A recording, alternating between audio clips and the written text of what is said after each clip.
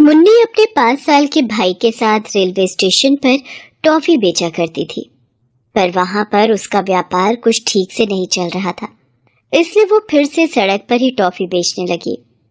थोड़ी दूरी पर एक पिज्जा के ठेले पर बहुत सारे लोग पिज्जा खा रहे थे। मुन्नी ने ये देखकर, भला यहाँ इतने सारे लोग बैठकर क्या खा रहे हैं, ये क्या है? ये सोचकर मुन्नी उससे पिज्जा खरीदकर खाने लगी। उसे वो बहुत स्वादिष्ट लगा। अरे वाह, ये तो बहुत स्वादिष्ट है, ना जाने इसे कैसे बनाते हैं। ऐसा सोचते हुए अपने भाई को भी खिलाकर वो वहां से घर चली जाती है। अगली सुबह भाई ने अपनी बहन से खाना मांगा, तब मुन्नी उससे कहती है, रुक जा मेरे भाई, तेरे लिए ही तो खाना बना रही हूँ। फिर उसने अपने भाई को खाना खिलाया और खाते खाते सोचने लगी, मुझे जल्द से जल्द कोई और काम ढूंढना होगा, इस काम से तो कोई फायदा नहीं हो रहा, कुछ करना होगा। वो ये सोच ही रही थी कि अचानक उसे कल खाया हुआ पिज्जा याद आया। मुझे ये पता लगाना होगा कि वो कैसे बनाते हैं और मुझे खुद बनाना होगा। वो ये सोचकर भाई को साथ में लेती है और पिज्जा बनाने वाले के पास जाती है। अंकल, आप ये पिज्जा कैसे बनाते हो, मुझे बताओगे आप? अगर मेरी मदद करोगे तो मैं भी बनाकर बेचना चाहती हूँ। उसके ऐसा पूछने पर आदमी ने कहा, अच्छा, तो तुम मेरी बराबरी करना चाहती हो? सुबह सुबह दिमाग खराब करके रखा है, जाओ यहाँ से। उसने उसे फटकार कर दूर जाने को कहा। ऐसी बात नहीं है, एक बार मेरी बात तो सुनिए। वो ऐसा कह ही रही थी पर उसने धक्का मार दिया। इतने में वहां से गुजर रही एक औरत ने उसे देखा। अरे क्या हुआ, क्या हुआ बेटा? और आप इस तरह बच्चे को क्यों ढकेल रहे हैं? उसके पूछने पर उस आदमी ने सारी बातें उसे बता दी। तब उस औरत ने कहा, आप भी हद कर रहे हैं, वो लड़की अपना गुजारा करने के लिए ही आपसे मदद मांग रही है, पर आप छी। उस दुकानदार को डांटकर वो औरत उस लड़की को लेकर दूर कहीं जाती है और उससे कहती है, बेटा क्या तुम्हारे इस दुनिया में कोई नहीं है? और ये लड़का किसका है? ये मेरा भाई है और हमारे माँ और बाबूजी का हाल ही में देहांत हो गया था, तब से हम दोनों ही रेलवे स्टेशन पर टॉफी बेचते हैं, पर मेरा व्यापार ठीक से नहीं चल रहा, नुकसान ही नुकसान हो रहा है, मेरी समझ में कुछ नहीं आ रहा है। बस कल मैंने ये देखा था, यहाँ बहुत लोग पिज्जा खा रहे थे, इसीलिए पिज्जा बनाने की विधि जान रही थी, पर वो मुझे डांट रहे हैं। ये कहकर वो रोने लगी। ओहो हो, ठीक है बेटा, चिंता मत करो, ये मोबाइल रख लो, इससे तुम जो चाहे सीख सकती हो। इसमें देखकर तुम पिज्जा बनाने की विधि जान लेना, फिर खुद का व्यापार शुरू कर सकती हो। इस पर मुन्नी ने हामी भरी। मुन्नी ने उस औरत के दिए हुए मोबाइल से पिज्जा बनाने की विधि अच्छे से सीख ली।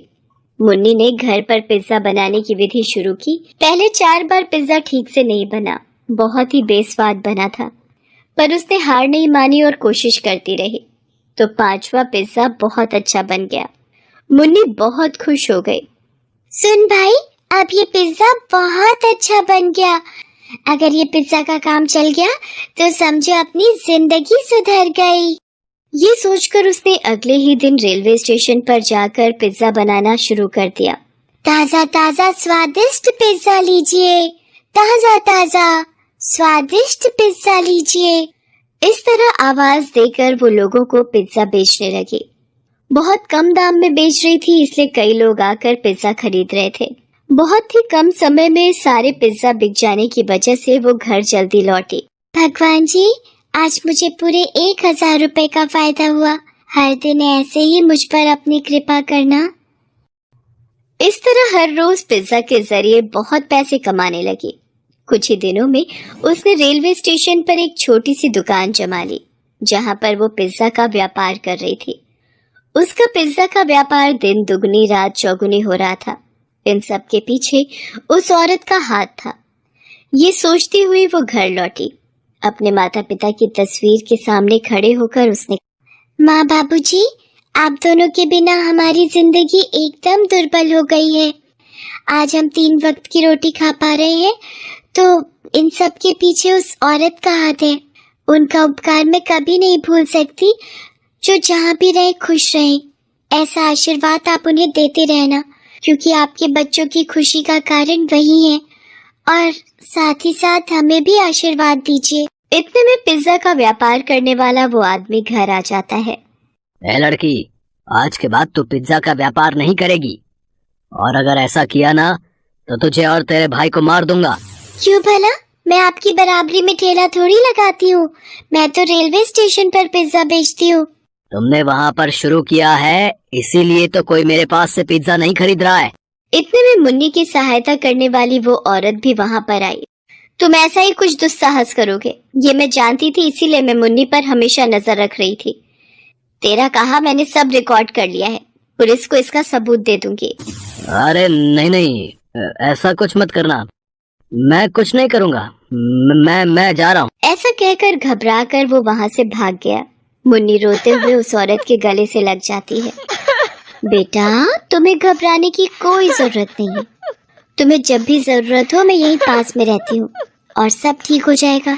मैं चाहती हूँ तुम्हारा बड़ा नाम हो। इस तरह उस औरत ने धीरज दिया। मुन्नी बहुत खुश हुई। जैसे उसने कहा था, सच में मुन्नी का बहुत अच्छा नाम हुआ। इतनी छोटी उम्र में पिज्जा का व्यापार करने वाली ये एक लड़की थी, इसलिए न्यूज में भी उसका नाम आ रहा था। मुन्नी इन सब से बहुत खुश हो रही थी। उसे आगे बढ़ता देख उस औरत को भी बहुत खुशी मिली। इस तरह मुन्नी को उसकी मेहनत का फल मिल गया।